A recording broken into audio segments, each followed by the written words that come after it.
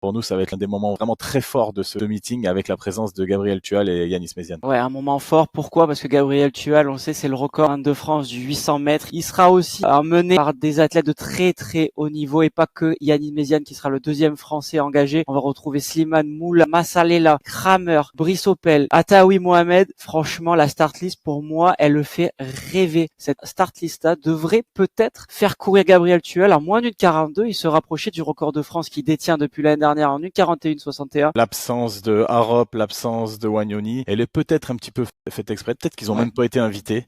Je pense que Jean-Pierre Vattel, il s'est dit, allez, les cocos, là, vous gagnez tout le temps. Vous restez chez vous. Nous, on va essayer de faire briller Gabriel Tual à domicile. Mais il y aura quand même de la concurrence, tu l'as dit. Et Gabriel Tual, il est dans une forme ascendante. Il a fait sa rentrée la semaine dernière à Oslo. Il a commencé par une course sage. Il s'est un petit peu débridé sur la deuxième course pour se tester. Il a craqué dans les 50 derniers mètres. Et là, il va pouvoir construire le puzzle du 800 mètres. Et on le sait, c'est un puzzle qui est long à mettre en place. Là, ça sera sa troisième course en une semaine. Parfait pour parfait. Et le mec qui pourrait vraiment en profiter, c'est Yanis Méziane aussi. Yanis Méziane, il va avoir juste à suivre le plus longtemps possible, être sage un peu à l'image de Gabriel Tual la semaine dernière à Oslo. Tenir, ne pas en faire trop, ne pas faire de fautes tactiques.